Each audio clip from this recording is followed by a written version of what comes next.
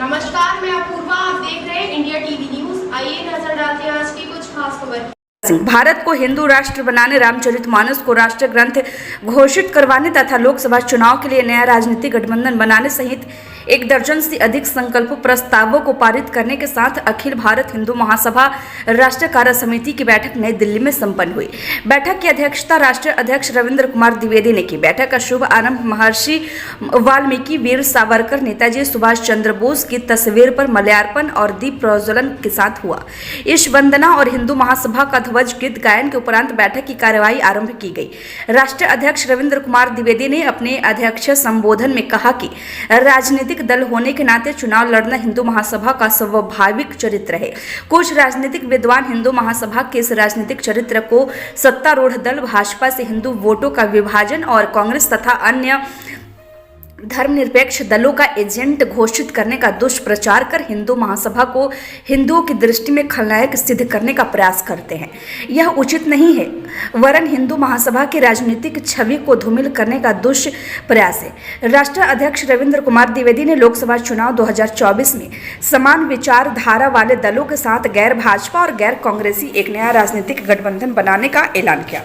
उन्होंने कहा कि नया राजनीतिक गठबंधन सभी लोकसभा सीटों पर अपने प्रत्याशी खड़ा कर देश की राजनीति की दिशा और दशा निर्धारित करने में महत्वपूर्ण भूमिका निभाएगा। हिंदू महासभा के राष्ट्रीय प्रवक्ता BN तिवारी ने बैठक संपन्न होने के बाद बयान में जानकारी दी। उन्होंने बताया कि राष्ट्रीय अध्यक्ष रविंद्र कुमार द्विवेदी ने अपने संबोधन में नई दिल्ली में G20 के भव्य सफल आयोजन पर प्रधानमंत्री नरेंद्र मोदी और उनके मंत्रिमंडल को शुभकामनाएं दी। राष्ट्रीय अध्यक्ष ने कहा कि केंद्र सरकार ने G20 बैठक के माध्यम से भारत का विश्व में मस्तक ऊंचा किया है। राष्ट्रीय मंत्री ललित अग्रवाल ने रामचरितमानस को राष्ट्र ग्रंथ घोषित करवाने तथा प्रस्ताव पारित करने पर हिंदू महासभा राष्ट्रीय कार्य समिति का आभार प्रकट किया। उन्होंने कहा कि प्रस्ताव केंद्र सरकार को रामचरितमानस को राष्ट्र ग्रंथ घोषित करने पर विवश करेगा। श्री 1008 महामंडलेश्वर पूजा माई ने देश में के कोने कोने से उपस्थित प्रतिनिधियों को अपने आशीर्वचन में एक हाथ में शास्त्र और दूसरे हाथ में शस्त्र लेकर राष्ट्र रक्षा, धर्म रक्षा और गौ रक्षा में स्वयं को समर्पित करने और विधर्मियों तथा देशद्रोहियों से भारत भूमि को मुक्त करवाने का आह्वान किया। खबर अच्छी लगी हो तो लाइक करें। ताज़ा अपडेट के लिए चैनल को सब्सक्राइब करना नहीं भूलें। खबर अच्छी लगी हो तो लाइक करें, चैनल को सब्सक्राइब करना ना भूलें। इस खबर को लेकर नई दिल्ली से crime bureau chief Parveen Singh Chandel की एक खास रिपोर्ट कैसी लगी हमारे साथ कमेंट बॉक्स में साझा। और आज की जो बैठक का मुख्य उद्देश्य क्या था? मैं हिंदू महासभा की वाइस प्रेसिडेंट पूजा माई बोल रही हूँ।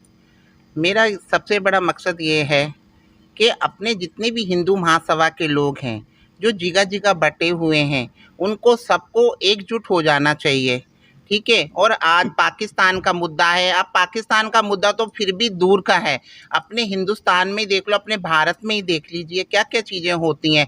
अगर हम कहीं झांकी निकालती हैं, कोई भी रैली निकालती हैं, हमें पत्थर खाने पड़ते हैं, हमें हर चीज़ का दंड सहना पड़ता है। क्यों? हम अपने ही भारत में रह के, हम भारत के लोग होते हुए भी हमें हर चीज़ से सहना पड़ता है। क्यों? आज हम हिंदू हैं इसलिए, आज हम हिंदू हैं इसलिए क्यों? नहीं, आज हिंदुओं को हर एक जगह अपनी एक मजबूती दिखानी और अपना लक्ष्य करना है कि हम किसी से डरने वाले नहीं हैं और हमें सबको मिलके, सबको इकट्ठा होके अपना दिखा देना है और अपनी एक पहचान दिखा देनी है कि हम एक सनातनी हैं और हम हिंदू हैं। हमें गर्व से कहना चाहिए। अब हमें डरने की बारी नहीं है, दूसरे लोगों को डरने वाली की बात है। ये हम हिंदू हैं, इसलिए हमें अपनी चीज़ पे हमें गर्व है कि हम हिंदुस्तानी हैं। इस देश का नाम है हिंदुस्तान और हम हिंदू हैं। आप हमारे चैनल के माध्यम से उत्तर प्रदेश की जनता को क्या संदेश देना चाहिए? उत्तर प्रदेश की जनता को मैं यही कहना चाहूँगी कि सबसे पहले अपने योगी जी को कोटि कोटि नमन करूंगी। हमारे योगी जी ने जो भी अपने सनातन धर्म के लिए काम कर रहे हैं और लक्ष्य कर रहे हैं और हमारा राम मंदिर की स्थापना की है, हम उनको कोटि कोटि नमन करते हैं और हम चाहते हैं कि हमारे हिंदू महासभा के लिए सभी मिलके आगे आएँ और अपने हिंदू महासभा को हम एकजुट रखें और एक शक्ति से प्रज्वलित करें। जय हिंदू राष्ट्र। आज का जो कार्यक्रम था, उस कार्यक्रम का मुख्य उद्देश्य क्या है? मैं रविंद्र कुमार द्विवेदी, राष्ट्रीय अध्यक्ष अखिल भारत हिंदू महासभा। आज यहाँ पर अखिल भारत हिंदू महासभा के राष्ट्रीय कार्य समिति की बैठक चल रही है और इस बैठक में 12 से 15 प्रदेशों के प्रतिनिधि आए हुए हैं। आज बैठक में हमने एक प्रस्ताव पारित किया जिसके अंतर्गत अखिल भारत हिंदू महासभा अपने समान विचारधारा वाले राजनीतिक दलों को लेकर के एक गैर कांग्रेसी और गैर भाजपा गठबंधन तैयार करेगी और लोकसभा की सभी सीटों पर अपने प्रत्याशी खड़ा करते हुए 2024 में नई लोकसभा में अपने सांसदों के माध्यम से हिंदू महासभा के भगवा ध्वज का परचम लहराएगी। दूसरा विषय, पाकिस्तान में जो हिंदुओं पर निरंतर अत्याचार हो रहे हैं, उनकी हत्याएं हो रही हैं, उनका जबरन धर्मांतरण करवाया जा रहा है, उनकी माँ बहन हिंदुओं की माँ बहनों के साथ रेप किए जा रहे हैं, मंदिरों को ध्वस्त किया जा रहा है। तो हमारा एक प्रस्ताव पारित हुआ है कि हम पाकिस्तान के सभी हिंदुओं को भारत बुला करके उनको भारत की नागरिकता दिलाते हुए, रोजगार की गारंटी दिलाते हुए भारत में बसाने का हमने एक प्रस्ताव पारित किया है। तीसरा प्रस्ताव जो हमारा हुआ है वो हुआ है कि जो कश्मीर के अंदर विस्थापित हिंदू हैं, उन हिंदू चूँकि धारा 370 वहाँ समाप्त हो चुकी है, अब हमारी डिमांड है कि जो विस्थापित हिंदू हैं उन सभी को कश्मीर में पुनः सुरक्षा और रोजगार की गारंटी के साथ भेजा जाए और कश्मीर के पूरी वादियों को अन्य देशों के अन्य प्रदेशों में जो हिंदू रहते हैं उनको भी वहाँ ले आकर के बसाया जाए, ताकि जो वहाँ हिंदू अल्पसंख्यक के रूप में रहते हैं वो बहुसंख्यक पुनः हो जाए और उस बहुसंख्या के आधार पर कश्मीर हमारा पुनः धरती का स्वर्ग के रूप में स्थापित हो। आप हमारे चैनल के माध्यम से उत्तर प्रदेश की जनता को क्या संदेश देना चाहते हैं? देखिए, उत्तर प्रदेश की जनता को मैं एक ही संदेश देना चाहता हूँ कि योगी आदित्यनाथ जी हिंदू महासभा के नेता रहे हैं। हिंदू महासभा के बाद भाजपा से जाके उन्होंने चुनाव लड़ा है, भाजपा से वो मुख्यमंत्री बने हैं, लेकिन वो जितने भी निर्णय ले रहे हैं, जितने भी काम कर रहे हैं, वो सबके सब हिंदू महासभा की विचारधारा की पूर्ति करते हैं, हिंदू महासभा की विचारधारा को पुष्ट करते हैं। निश्चित रूप से योगी आदित्यनाथ हिंदू महासभा के दृष्टिकोण से नरेंद्र मोदी के बाद आने वाले समय में देश के प्रधानमंत्री के सबसे प्रबल दावेदार हैं। वो प्रधानमंत्री बन सकते हैं और निश्चित रूप से बनेंगे भी।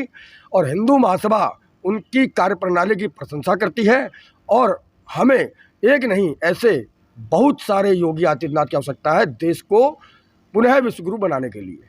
किस कार्यक्रम में आना हुआ है? मेरा नाम स्वामी सुरेशानंद, महामंडलेश्वर स्वामी श्री सुरेशानंद पुरी जी महाराज, और मैं राष्ट्रीय अखिल भारतीय हिंदू महासभा हूँ, उसके अंदर मैं राष्ट्रीय धर्माचार्य प्रमुख के पद पे हूँ। और जो आज का उद्देश्य है वो सब हिंदू राष्ट्र के लिए है और सनातन धर्म के लिए है कि हम सबको एकजुट होके सब कार्य में संपन्न हो जाना चाहिए। आप हमारे चैनल के माध्यम से जनता को क्या संदेश देना चाहते हैं? देश में अमन शांति पर जो होती नहीं